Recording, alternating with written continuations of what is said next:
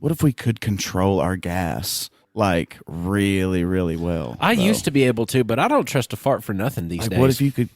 I'm a fart bender. You can't. I can't ever trust a fart nowadays. I don't. I refuse These to. days, farts are just not the same. I was in the kitchen washing dishes, felt a fart. I said, okay, I'm going to let this. Oh, no! And Dane saw it happen. I saw the butt cheeks clench to put up the walls of the dam. And he looked at me and he goes, just calmly, I shit my pants. I was like, no, you didn't. He goes, oh, yeah. Yeah, I did. And then he walked his way to the bathroom. He goes, false alarm. It didn't grease the cheeks. It didn't even make it past. I clenched it tight. That's what kids don't understand these days. Like when I went to high school, you could get through the day without shitting on yourself.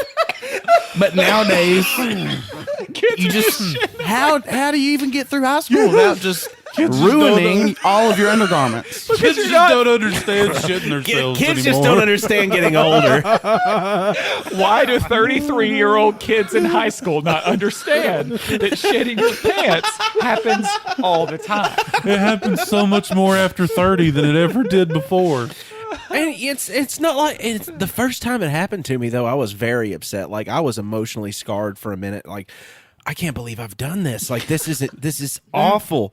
And then the third or fourth time it's happened, I'm like, God, this is something I'm going to need to watch out for a little bit more often. You're just like, yep, this is something I'm going to tell my friends about later. That's for sure. That's another one of these stories that I have.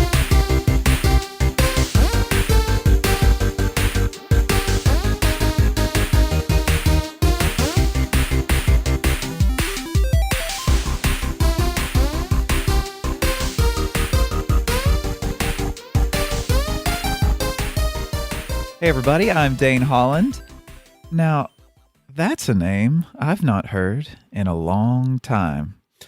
I'm Austin Shazam Pfeiffer, and Batman boinked Mama Kent. I'm Marcus, the space crazy alien. I'm Electric Man. Oh, my God. I'm Austin Tiny Zent, the planar shifting mystery man. Ooh. And let's reveal all of our mysteries on this episode of Nerd It Through the Grapevine, the podcast where four best friends gather weekly to talk about our favorite parts of past, present, and future nerd culture. And coming up soon, real soon, just around the bend. Just around the bend, guys. Just around the bend. No. Tiny. I get the joke. Obi-Wan Kenobi, Yeah. also known as Ben Kenobi. I'm not feeding into this. yeah. Just around the bend. Yeah, Marcus is actually breaking out in hives right now. Yeah. I'm so I'm sorry. sweating. Yeah, that's my fault. Obi-Wan Kenobi TV series coming out in May, and we want to talk a little bit about it, of what we know so far, which is very little, but as Star Wars fans, we can pretty much guess what the thing is going to be about. But let's just start right at the beginning of what the heck it is. Can we, though? I think we can. I don't think I can. I did win that can. quiz that one time, but You did. Hey, I can't win this one. and a can. We're on fire. This is good. This is a good start. I'm so happy. So, a 6-episode miniseries is coming to Disney Plus in May.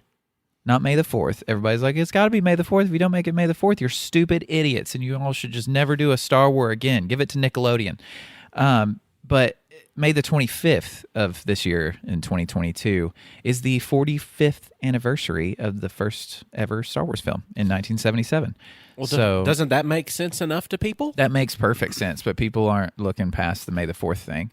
But this series, it is set 10 years after the events of Star Wars Episode 3, Revenge of the Sith, which ends with, spoiler alert, Padme dying in front of Obi-Wan Kenobi as she births Luke and Leia. What? Yeah, she was You really didn't even sad. do the spoiler She part. was really sad. So sorry, Tony. I apologize. And I would also like to apologize to everybody that saw Padme's demise and got to see what everybody else. That's pretty good.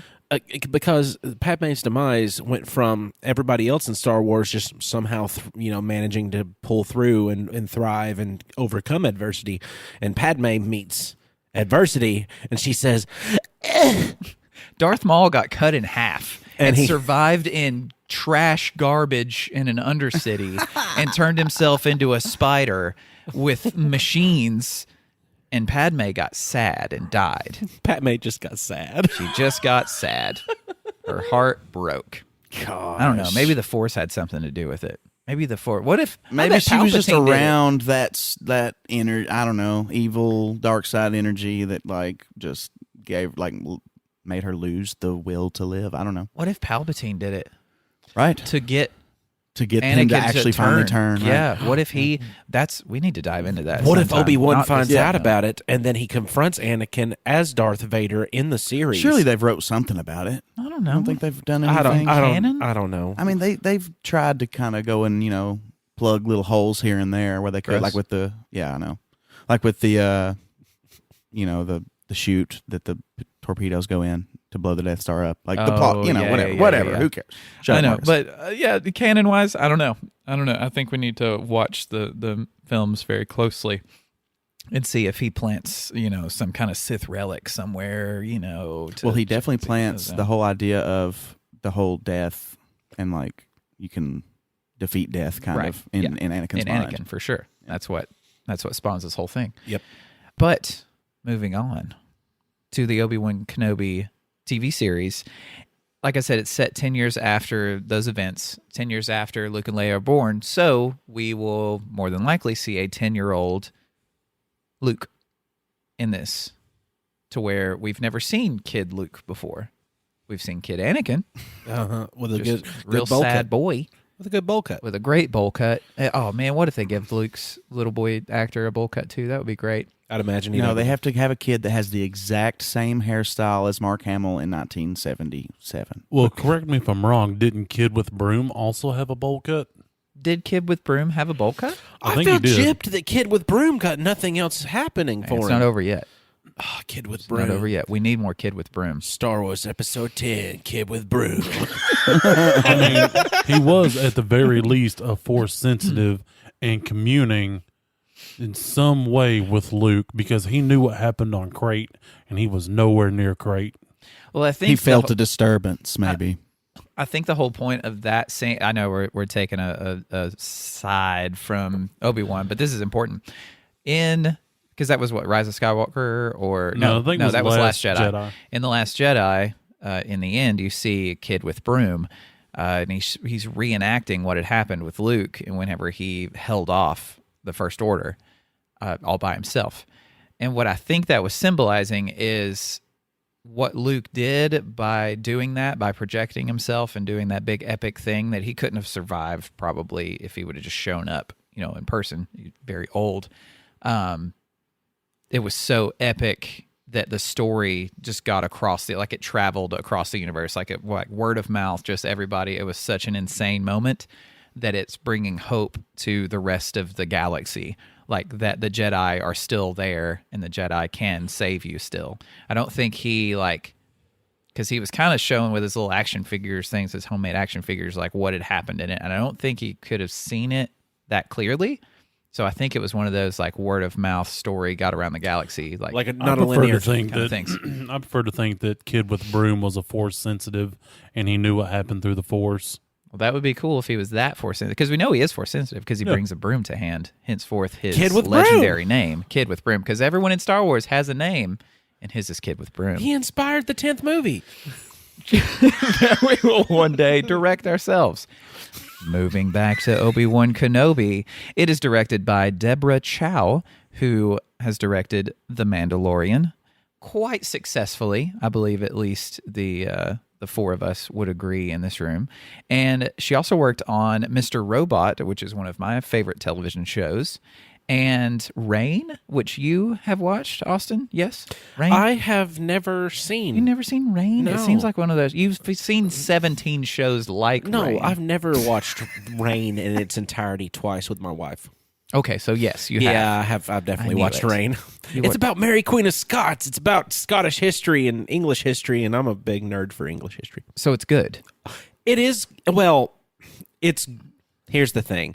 It's really good, but it's also got that just smidge of cheese with it, but she did that just based on the network. Oh, okay. Yeah, that's fair. So Deborah Chow is already like she's a big name right now in the industry, and she's very trusted with Star Wars at the moment, considering how successful Mando is to most Star Wars fans, I would say, and bringing other people into the world of Star Wars, because a lot of people who haven't seen much Star Wars have Disney Plus for many other reasons, and why not hop on that, because it's on the front page whenever a new episode comes out. The Obi-Wan TV series is going to be written by, oh man, I'm not going to say this right, Hossein Amini. I'm not saying that right. Someone tell me how to say that. Well, if you take a look to your right on this table, me too, as well. Okay, wonderful, because you have no idea. Yeah, I've seen a mini right here. See, that was a good pun. That was kind of. really Marcus. No, don't do Even this. Marcus was into that. You're one. better than us. Be better than us, Marcus. They Get are down on our doing. level. Amini has written the story for Obi-Wan Kenobi TV series, and they did the screenplay for Drive with Ryan Gosling, which is one of my favorite movies. Is very intense and very cinematic, and the dialogue isn't like the main character that Ryan Gosling plays doesn't say a lot in the movie, but when he does say things, I don't know, it just means something. It adds so much more to the scene with saying very little, because of how intense the shots are and how well it's done. They are taking the same inspirations that Lucas took for the original idea of Star Wars, and they're going for samurai culture and like society and things like that, and also Buddhism. So they're really studying these things to kind of drive their. That's the thing, man. Look It's got to towards be a this. spiritual tale. Like it Yeah, has to be. it's the It has Force. to have. Right. Well, and it's all of the whole audience's connection to the Force begins with Obi-Wan, And Absolutely. and even the.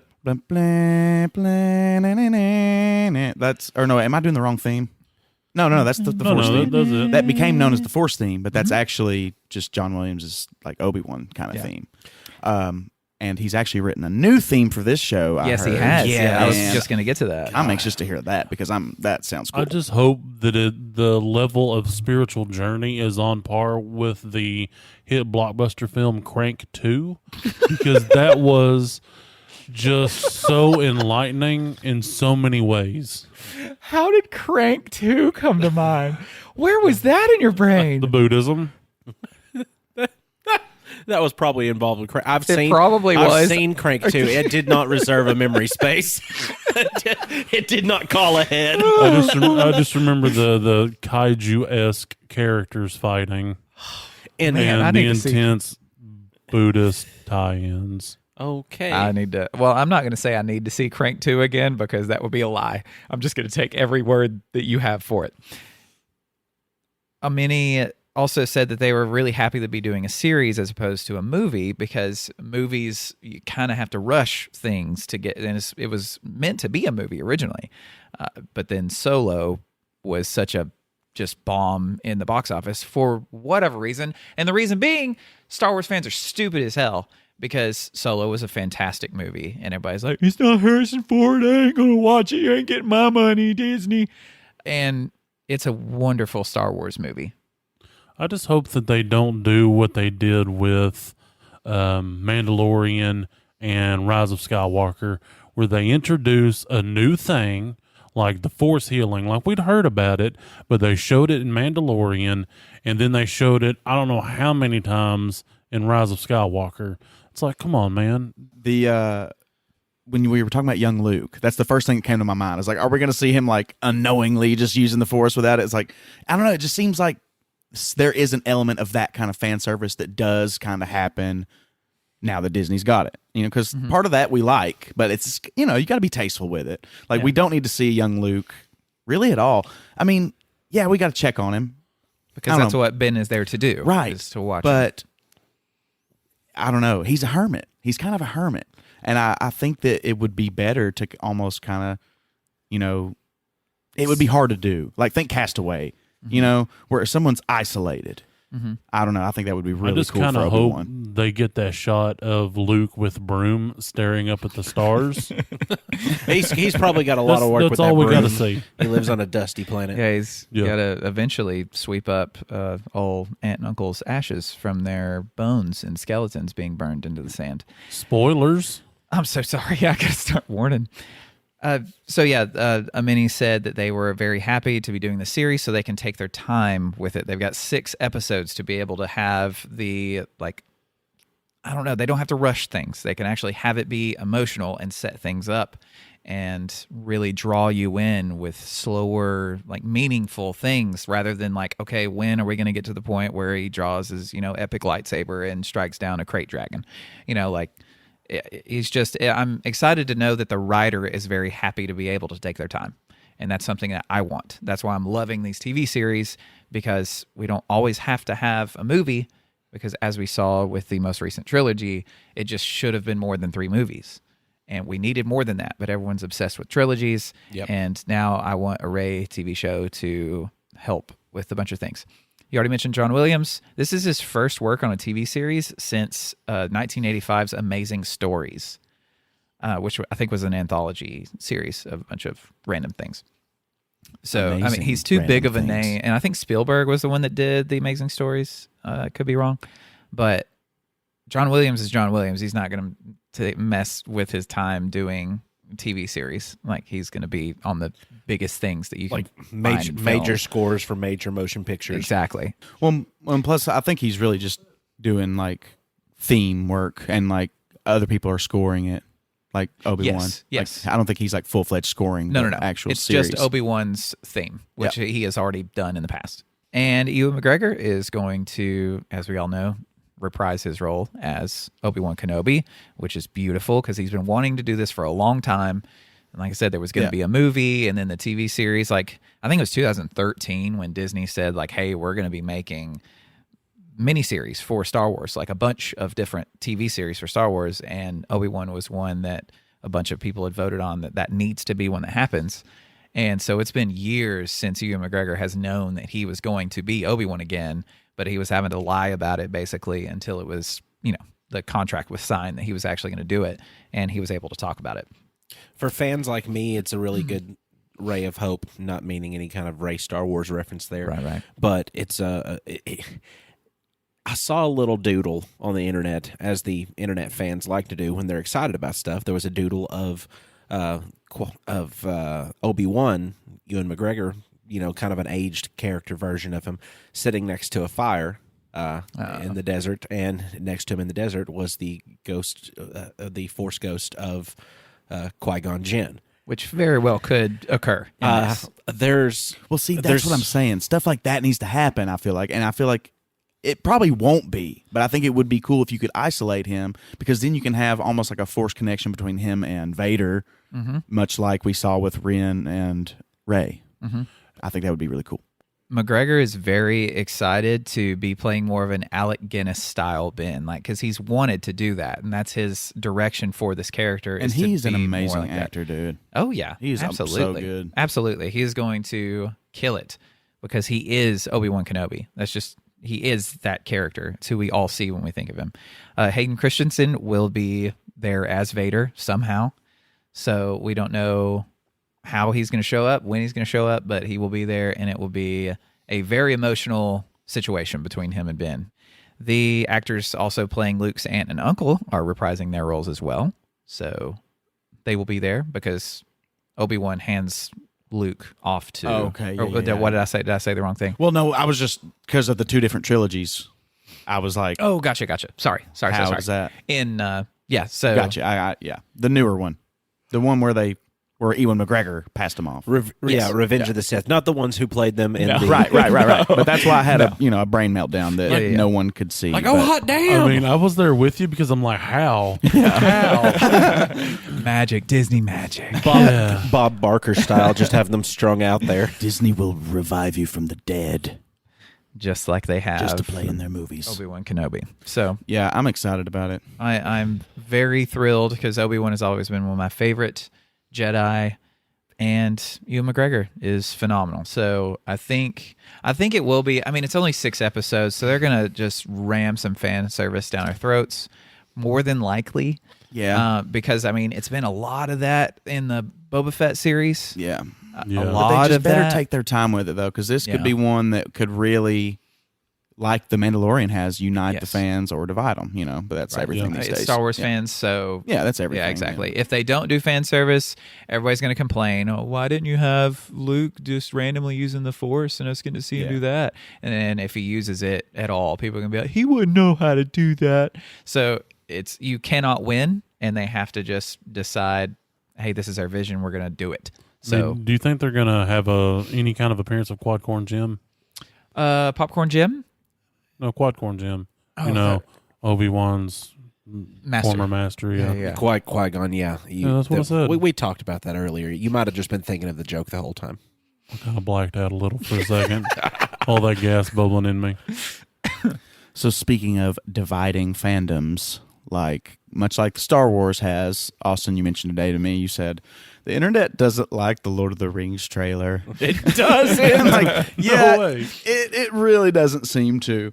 But I don't know. We don't have to get into all that if y'all don't want to. But Of course I do. well, yeah. I mean, we can. But I just want to point out one thing that I've heard. Because the internet is kind of blowing up, at least on my feeds, with things like that. So with all the new stuff, all the new behind the scenes stuff we're getting from these big articles about the show now, has basically confirmed that they don't even really have the rights to the Second Age stories, but yet they decided to set the show in the Second Age. What? What? Really? Yeah, How? because they've got the rights for Fellowship, The Hobbit, let's do it in order. The Hobbit, Fellowship, Return of the King, and The Two Towers. I still can't get it in order, but that material, Yeah. along with the appendices that are attached to the Lord of the Rings. So really just background information that wasn't even important enough to make it into the book. But that's part of Tolkien's Legendarium. But they don't have the rights to all the characters that populated the Second Age. So there's just no possible way that it can be accurate to the lore. There's just no chance of that happening. I saw still photos of different actors and actresses in costumes. Mm-hmm. It all looks atrocious. None of it looks good. I mean, to me, it doesn't look as bad as Wheel of Time's costumes and stuff did. Yeah. But it's not the Peter Jackson trilogy for sure. No. And yeah, just some strange design elements. I think with the Doritos on the one chick. Yeah, it kind of looks a little like She's Egyptian covered in Doritos. almost. She has Doritos on her shirt. And then if you look at her hands, she has Dorito fingers where she's been manipulating the Doritos on her robes. I haven't noticed any of that. Look at it. It's awful. I'm guessing these are dark Doritos, like a scale armor looking. No. She's wearing a white robe with these gold fucking Doritos all over her, and it looks stupid, and I hate it, and I hate what they did with Galadriel, and I hate the look of the other new character in the same shot because there's 3 of them. I hate it. Hate it so much. I mean, I'm not maybe as passionate about the way it looks as you. I mean, I think it does look a little cheaper, maybe. A little more generic. These are stills as well. Yeah, So exactly. we don't know Right. what post-production is going to look like on well, these screen. are supposed to be like glamour shots that I saw. Galadriel in armor just doesn't work for me. I just never how I envision the character. It's not how Peter Jackson envisioned the character, and I don't really think it's how Tolkien envisioned the character. It just doesn't work. I mean, there is totally room for a badass female warrior elf, but just not Galadriel. The description I've heard was she's full of piss and vinegar, and she's killed so many orcs that her sword is broken. That's stupid. That is so dumb. That weakens her strength because And that's something the elves do celebrate their war heroes and stuff, but they only fight like orcs. There was something called the kinslaying where the elves actually killed elves, and it's one of the darkest stains on their culture, of all time. Elves don't kill each other. They don't kill. That's not really what they do. They're not a warlike people at all. They detest it. And it doesn't make sense for someone who at this point is already 3,000 years old, is already one of the most enlightened beings in creation, like literal creation, to Be bloodthirsty. drag Jon Snow climbing up the wall with a dagger. What? No, that would be the dumbest thing. That's not intelligent. One of your most enlightened beings who has the benefit of being immortal to be around and influence your culture through the millennia. Yeah, just let her go off and try to kill an orc and get lost with some man from some kingdom who's running from his past. It just doesn't sound like Galadriel at all. But I'm just saying, like, Feanor, like, Celebrimbor, like, I don't even know which characters they even have the rights to. If they were mentioned in the appendices, they probably can use them. But if they're not, that's it. They're just making so it's stuff really up. just like a Lord of the Rings prequel. Yeah, it's the most expensive fan fiction Yeah. that you can possibly create. I had researched it a little bit whenever you had your original bitchings about it because I had no idea what you would be griping about because I was like, well, I don't know what she was supposed to be like. So then I looked it up and I read a little bit on this in the Silmarillion about what she was. And there was a time that in that age that she was the only one that was of the only woman to stand tall, the only female to stand tall. So they were talking about her in an essence of like during a wartime to where, the other ones were cowering or hiding in the keeps. And then you had one and woman, falling under the sword. yeah, and you had one woman who stood tall. And that is, if that's their take on her character, but then they're painting her with a much deeper picture of that I crave war instead of I've had to war, that... Well, and I wouldn't even imagine Galadriel having to... I mean, I'm not saying female elves can't go and fight. They do. But not Galadriel. She's too important. That would be foolish for them to let Galadriel go and fight an orc. But no, that's what the freaking guards are for. That's what they have people for that. I get that, but I think that it would be their challenge to prove what would be the reason to drive her to that. So that would be a challenge for them, and if they meet that challenge, bravo, hand claps of praise. If they don't meet that challenge, at least they swung for the fences. Well, see, war is fought on two fronts. It's fought on the battlefield and, like in the halls of politics. So it makes more sense for Galadriel to be, fighting politically, not out on the battlefield. Politically, it weakens her as a character. And magically. Like, Yeah. this is a magical world. So it's like that. She's much more a magical, spiritual-esque, ascendant. She's like bigger than... I don't know. She's godlike in a sense. She's a very angelic being, not a warlike person at all. But I don't necessarily. We can keep talking about that as long as you want. I do kind of have a segue because I'm trying to do some like fast, and it just makes me sad that we're in that stage of like pop culture where everything is so divisive. Like I said, it's not just pop culture, but it makes me sad that other shows are kind of maybe getting passed up and not getting talked about enough. Raised by Wolves season 2 is awesome. It's weird. It's not for everybody, for sure. Like I wouldn't just blanketly recommend it anymore, because I was into it because I don't think Austin liked it much either. I didn't stick around for it to pick up speed. Right. And it was basically a pilot episode. They're just showing it off to the studio to try to get it bought, and so kind of some things change from that to the next one. But anyway. I just think it's really good, and more people should be talking about it. I'm afraid it's going to get canceled, and then I'm going to be one of those people who doesn't get the ending and gets really mad. Do we know if it's based on a book?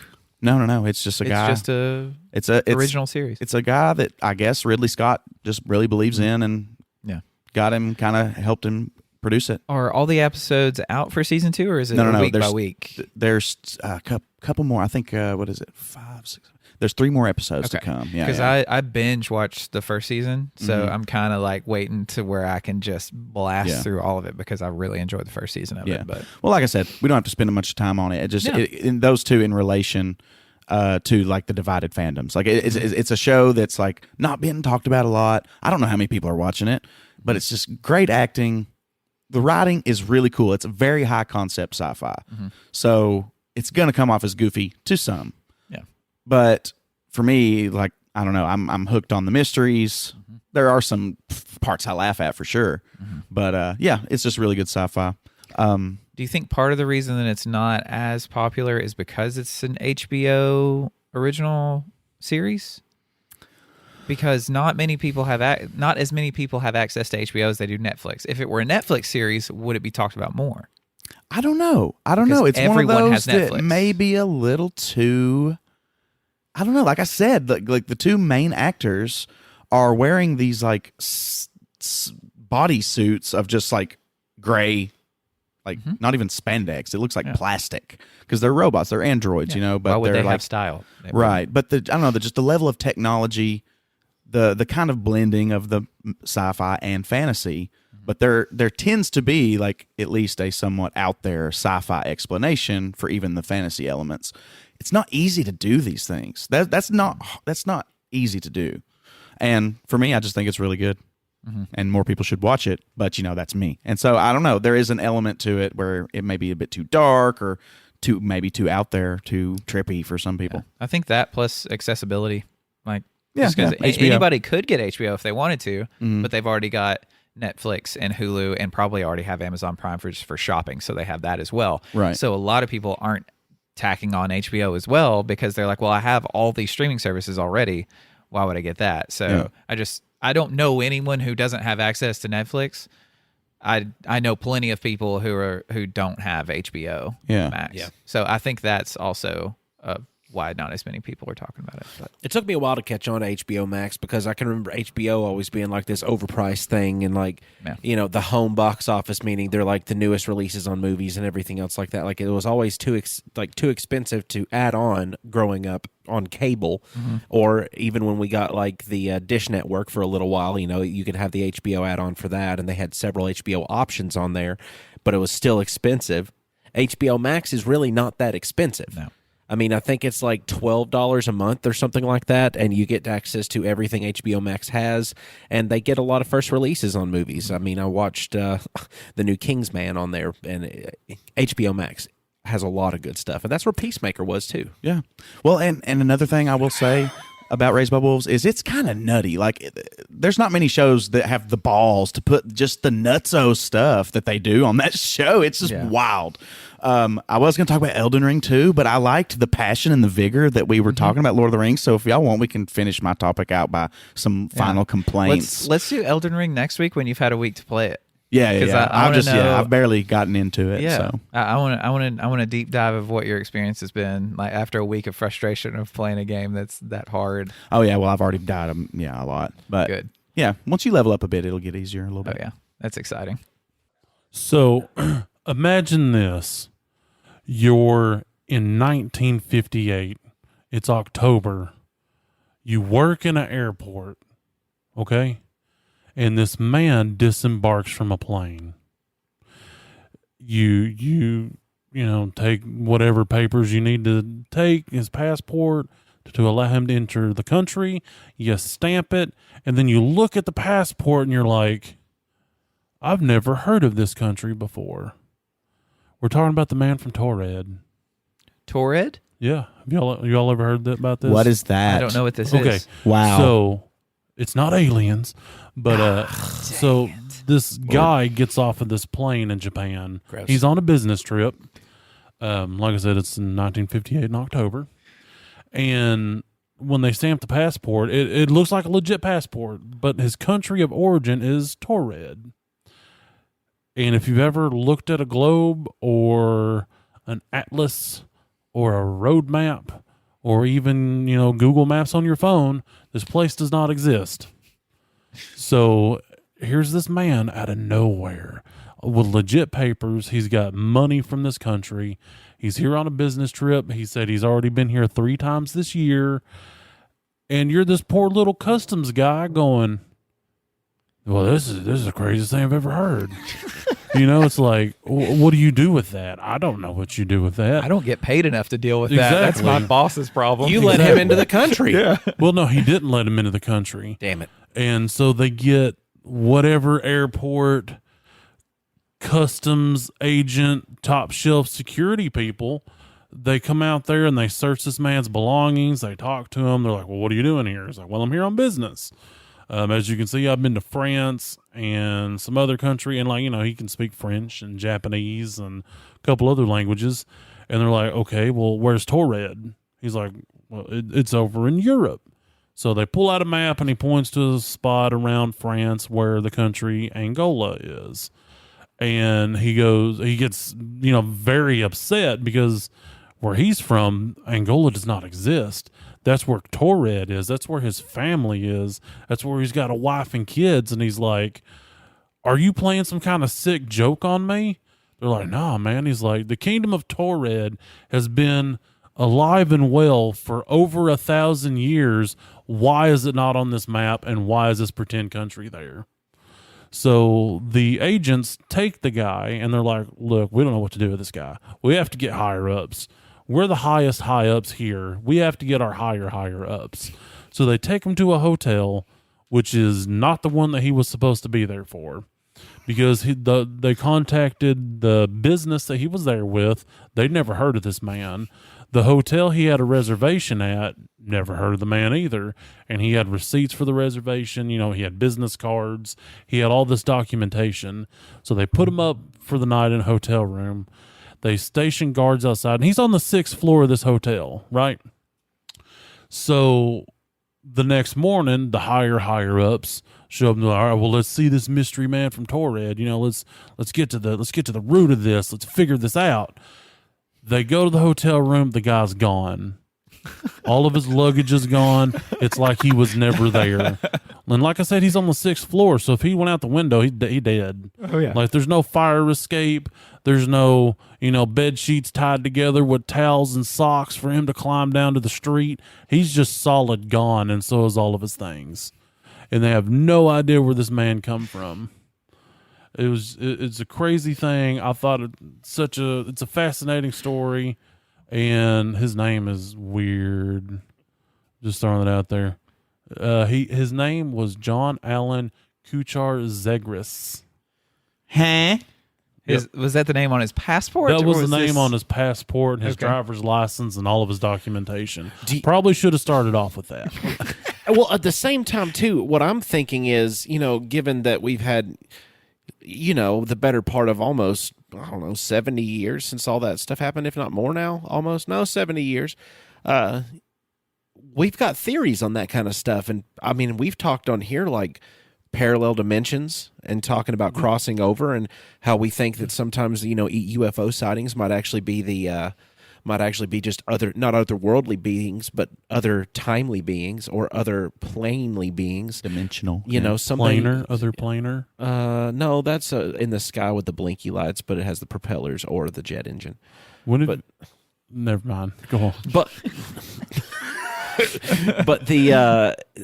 I would like the idea that what if that was legit? What if that was 100% like something happened and that blip in space-time happened and he was here from his world because he was actually on a flight. He was actually going to this country. He actually had reservations. He had everything that he needed, except he ended up somehow blipping to a alternate dimension to where this man is now completely lost, and then all of a sudden, just as quick as he happened there, blip, it was fixed. Yeah, that is the theory. Yeah, the escape one is not as fun to me. Also, the first thing that I thought was, did you check the air vents? We're talking 50s here. Well, if we're going extra planar and extra dimensional, then maybe he has a device. Maybe he was doing a joke on them. Well, no, see, he got upset when the map didn't show his country, so he had no idea. Something happened during the flight that I would assume that it wasn't just him, but he was the only one that noticed because his country disappeared. Well, what I mean is when he blips back and everybody's like, where the hell is he?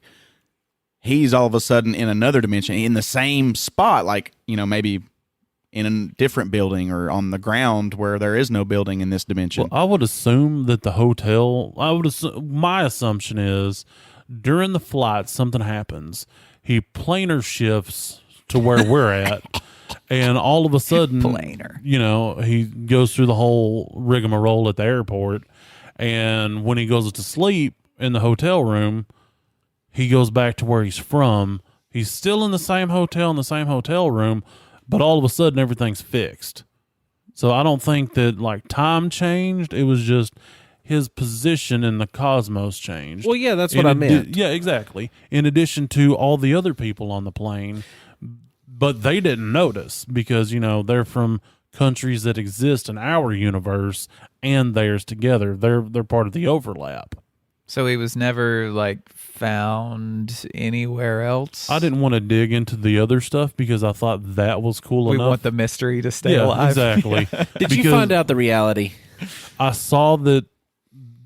Okay, I was on YouTube and I was kind of researching it, and one one of the thumbnails says "Man from Taured" and it's got the big stamps. It's case closed, and I'm like, I'm not watching you because I enjoy that story and I want to keep that mystery alive in my heart.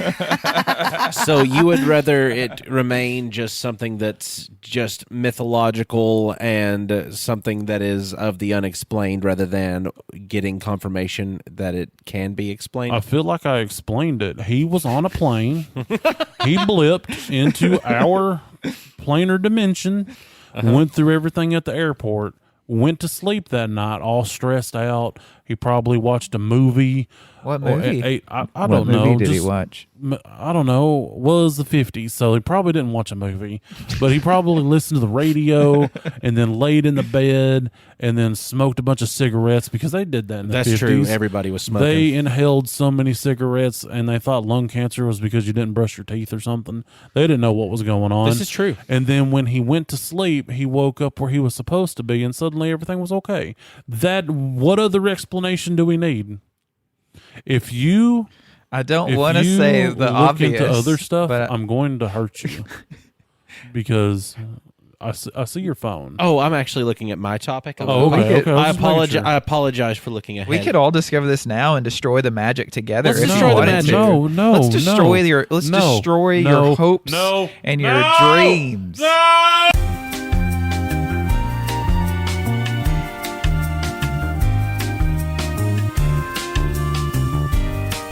Don't destroy my whimsy, Dane. I feel like that's what you're doing. We're not going to destroy your whimsy and say that it was a project that he was working on and he was actually from Tokyo and then he got deported back Shut to up. Tokyo Shut with up. him and his Hey, wife. Be quiet. I'm not going to tell you that. Stop I'm not word. going to tell Stop you wording. that he was just from Stop. Tokyo. Stop. We will not tell you it was just an internet urban legend I that know. has absolutely I zero. know that's what it is. But No, it is a cool story though. it's a cool story, and I like the idea of the magic and the mystery. Me too. Just- Yeah, I think you're convincing me. Honestly, Yeah, just like the Piano Man. let's, let's just leave. yeah, let's go. We'll go outside. We'll pee, and then we'll come back, and we won't have to hear their BS. Do we have to go pee together? We can go back to back. You face one way, I'll face the other. But just so you know, I am going first grade style. It's the only way I pee. So you'll be anymore. Full cheeks first to grade cheeks. style? Yeah. Yeah. I mean, you can just go over the fence or through the gate. I'm going straight first grade. Pants in the gravel. Sometimes I burrow underneath. Cheek to cheek. I think my cheeks would be more like your upper back. Gross. Since I'm a lot taller than you. He'll be sitting on your ass while you're both pissing the opposite direction of one another. You know, if you were watching the television during that time in the 1950s, you would have probably seen the Superman television show that was on starring George Reeves. Gross. And George Reeves was a Hollywood actor that he never really had any super big roles. Like he was always like this up and coming, like he was trying and he was trying and he was trying. And he became popular on the Superman show. And it was called Adventures of Superman. And he was the main guy that people recognized as the figure of Superman. He took the embodiment of hope even for these kids at the time and gave them something to look to as like a hero and something that's otherworldly, something that's stronger than strong can actually be and all this other stuff. But Superman has survived a long, long time. But there's something that everybody's kind of talked about a little bit. I mean, at least at one point you've talked about this if you're a nerd, like the Superman curse, about how George Reeves actually died.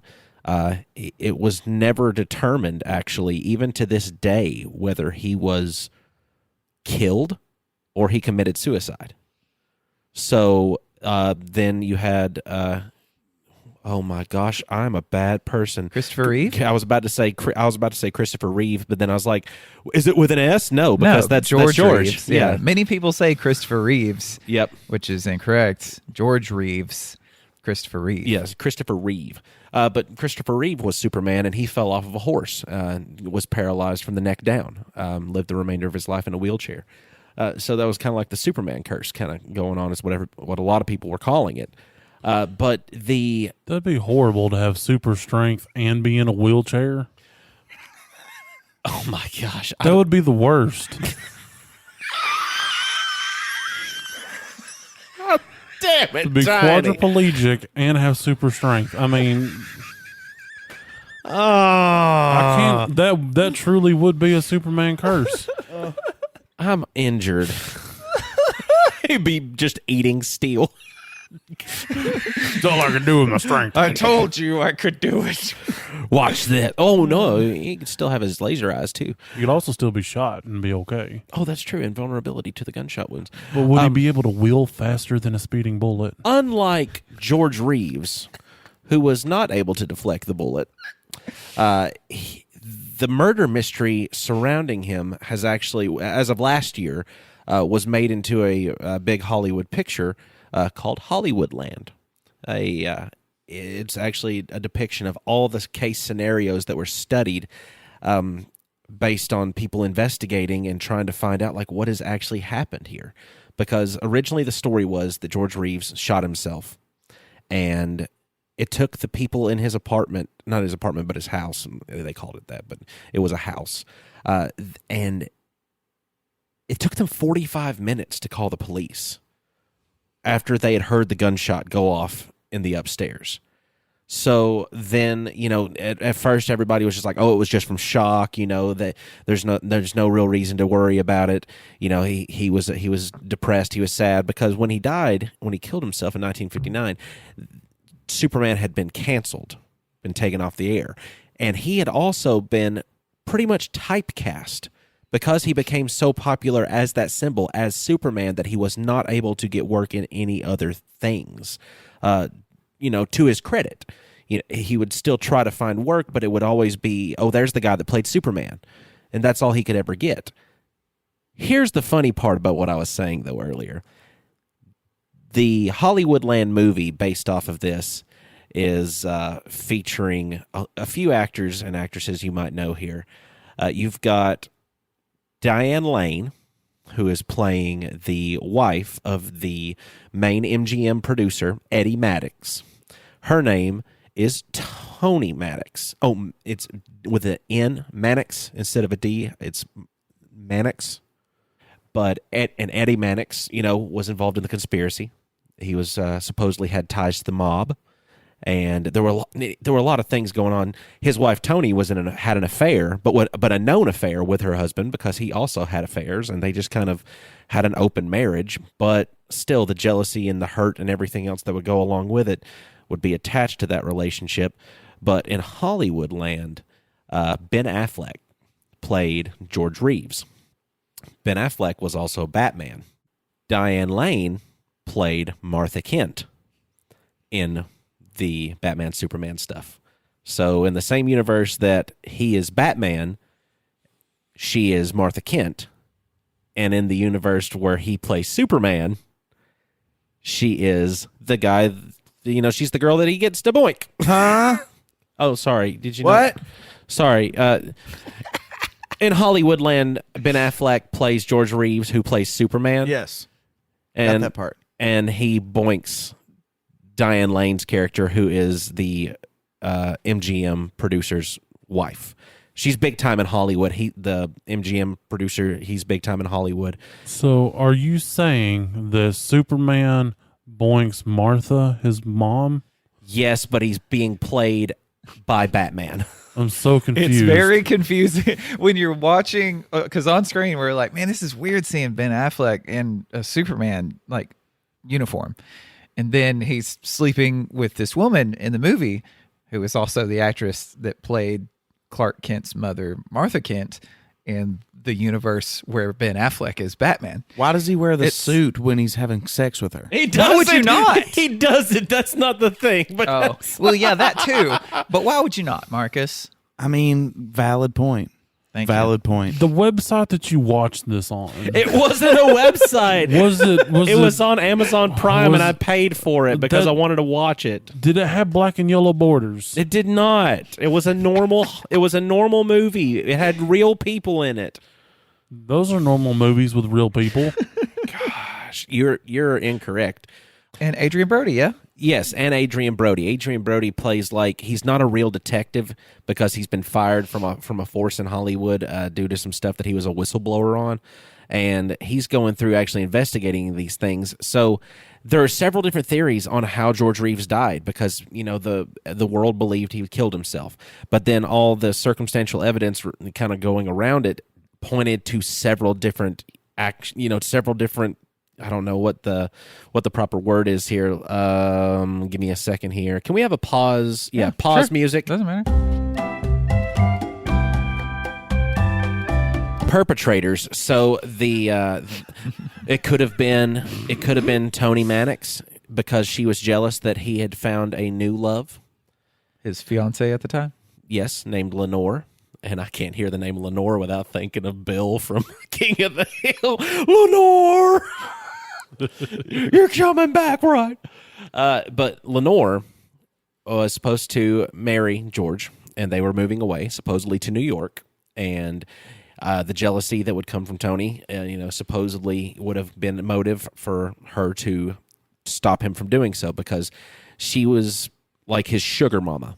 She was there whenever he was having struggles and having times in Hollywood where he couldn't get work. And she was always there for him because, they were kind of had their thing. They were, boyfriend, girlfriend kind of deal. And then, comes the idea that he had a violent relationship with Lenore because on his, during his initial autopsy, they didn't report it. But during some private investigating, it wasn't reported that he had bruising on his body, indicative of a fight or a struggle. So who's going to beat themselves up before they shoot themselves in the head? So that caused more questions to be revolving around his murder. And then it comes down to Eddie Mannix. He is, supposedly has ties to the mob. It turns out he had actually been, not ever charged with anything, but two of his ex-wives died under mysterious circumstances, including something that had happened to George Reeves prior to his death, which was the brake line in his car being completely drained of fluid without there actually being a break or a leak in the line. So it was something that couldn't be seen or detected, except it just happened, and he got in a really bad wreck. So I don't know. And it's never been solved because it can't ever be solved because everybody that was involved with the case and anybody that could have been involved with the murder are now dead. It will never be solved, I do not believe. But that is until time travel was invented. If time travel is invented and people want to go back just to discover that's I feel like that'd be a waste of time travel. I think. Well, if you've got all of time at your disposal. Yeah, I'm real bad because I automatically program in like these automatic tropes that don't allow me to continuously time travel. Like I'm gonna run out of portal fluid here in a little bit, Morty. Burp. The TV rules of time travel. Yeah, the TV time travel rules. Like I can't travel back in time or in forward in time. Just enough because I've only got X amount of this solution made that'll allow me to actually fuel this machine. Well, supposedly we can time travel. We can send messages backwards 24 hours. There's a strict character limit, and it's uber expensive. But supposedly that's a thing that we can do using this thing called Future Message. So we can send a text message backwards 24 hours? Yes. And alter something that might have happened? Yeah, so you can tell yourself to buy, I don't know, crypto or something. I 1,000% don't believe that that's true. Otherwise, there would be a lot more lottery winners. Well, look, I heard it on a podcast. And they said it was prohibitively expensive, so you have to have a crazy amount of money already. At least $20. Like per that would message. explain Bezos and Elon Musk and Bill Gates and Donald Trump and whoever else you can think of, this crazy rich Oprah Winfrey. They're like, oh, should I have bought that stock? Then they buy it, and then it's like, oh crap, that stock tanked the next day, and then you send a message back, Martha Stewart style, to purge all Enron stocks so you don't lose all your money. And I would like to correct myself on something that I had said previously because, sometimes Amazon gets it wrong because they don't put proper dates on stuff. Because if they do a remaster of a movie to make it look better, they'll put the date of the remastering instead of the date that the movie was released. So it was remastered and re-released on Amazon last year, March of 2021. It was actually released in 2006 originally. That would explain why. What was her name? Diane Lane. Diane Lane looks much younger in a movie that was just put out, quote unquote, last year than she did when she was Martha Kent. And also, Adrian Brody does not look very old whatsoever either. No, and that's what I get for straying away from the mother source and going to a different source. To the mother source. Like, I'm looking at this television, and this television's telling me a date on there, like they do for movies that are released, and I take it as, oh, there's fact. Yes. And I don't even investigate. But yet I have the pages pulled up in which the mother source can tell me anything I need to know, and I don't bother to suckle off of her informational teat. What's wrong with me? I don't know. The TV is the father source, and the father source needs to always say, go ask your mother. And you know what? And you need to go to Wikipedia. And if the father source is anything like my dad, the statistics and numbers coming off of that shit is going to be just skewed. Skewed. How many people did you have? How many people did you have in that club last night watching y'all play music? Oh, we had at least 400 in there last night. There were 17. It only fits 30. Yeah. It's big enough for at least 40 if you can touch elbows together. Well, we've got about 50 people here on this podcast right now. If you're using dad math, we do have a 50-person podcast. Well, if you count all of my personas, yeah. Oh, man. Ooh. We don't have enough room in your head for all the personas that you have. Yeah, don't be implanting nothing in my memories. No. That's what we do. Yeah, we just implanted a memory in everyone's head for the last hour, and thank you for letting us do that on Spotify and iTunes and Audible. Podchaser? I messed it up almost. I don't know. Rottable? I always mess these up. On Ronable?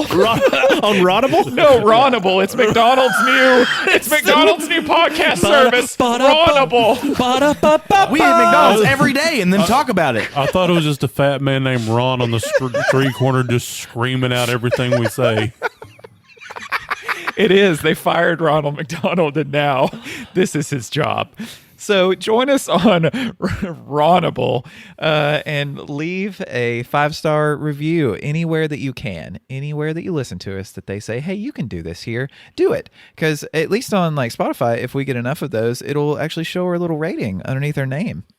I don't know how many that takes, but let's do that. Let's get there. I want to be a higher rating than any other ones on there. And if you would like to wear us on your body at any moment, go to the Teespring link inside of the description of this episode. It'll send you to the website, and you can get a t-shirt with our logo or our names, or one that's got hot stinking fecal garbage on it. There's a lot of neat things there, and it would be really cool to see you walking down the street and wearing us on you. And if you want to talk about how John Zegras was deported from Japan to Hong Kong, and then his wife was deported to South Korea, we could talk about that on Twitter, Instagram, or Facebook if you look up @Nerd Grapevine. Or if you wanted to donate a little bit to the cause, you can get on our Patreon, look up Best Friends period, Tiny Ink period, and you can donate a little bit, get a holographic sticker, and be able to get first looks, aka listens, in a listening setting of our unreleased material that we've got just sitting around waiting for you. So no, I'm still working on it. So it's just sitting around waiting for you. It's doing nothing but collecting dust. It's waiting on you. And, don't let it wait too long, because if it's like anything on those old floppy disks, there's a chance that it could get erased if it's near a magnet, and then it would cause you a whole lot of... I hope that you wake up in the middle of the night having to pee so bad, and you're in a situation to where you have to tea kettle, if you get my drift, and on your way you your little and it bends that point where your bleeds and it feels like it's been. I hope that's what happens to you tonight. Be ye cursed, you bastard. And it's not even my bathroom. I'm in a different universe. Also, find us on Discord. Tell us if you've blipped before. Let's try to blip together one night, maybe. Gross. We have a meme channel. We got all kinds of cool stuff. Get on there. Get on there and tell Austin how horrible of a person he is. There's a link in the description, so check us out. We're on there live, uncut, uncensored, and fully circumcised. Oh, I forgot to tell you guys that Malcolm got a new job. And he's driving a milk truck now. Malcolm's milk truck, huh? Yeah, so he'll be delivering the cream very soon. Damn it. Yeah. Oh God. Austin, See, Poppy? when life gives you grapes. When life gives me grapes, I take them with me to the airport and I show them to people and I say, this is my passport. I'm from the Grape Vineyard in the cosmic universe. And they look at me like, I've never heard of that before. And I said, I'll point it out on a globe. And then as soon as they show me a globe, I smash the grapes into the globe. And I say, see, there's where I'm from. It's right there. And then they say, well, we're deporting you and your wife to different countries. And then I say, I'm sorry, Tiny. I ruined your entire fantasy. Gonna kill you.